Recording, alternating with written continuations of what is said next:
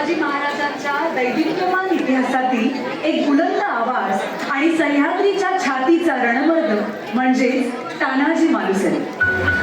आधी लगीन कोंढाण्याचं मग रायबाचं म्हणत जे मुठभर मावळ्यांसकट मुघल सैन्यावर तुटून पडले होते ते तानाजी मालुसरे.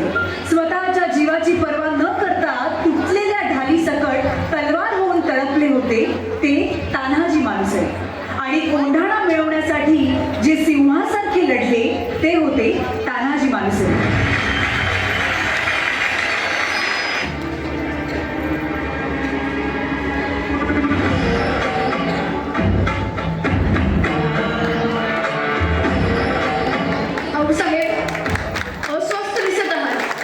अभयक भिंती मजबूत तटबंद पुण्याकडे तोंड करून असलेला कोंढाणा जर आपल्याकडे असेल तर ताकद, पण शत्रूकडे आहे तर आपल्यासाठी सगळ्यात मोठं संकट.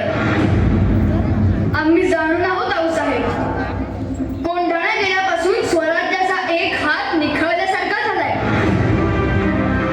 मुघलांच्या जयसिंगासोबत केलेला तह अजूनही आमच्या काळजात खोल जखम करून आहे. कोंढाण्यासारखे इतर 72 किल्ले त्या तहात गमावले आपण.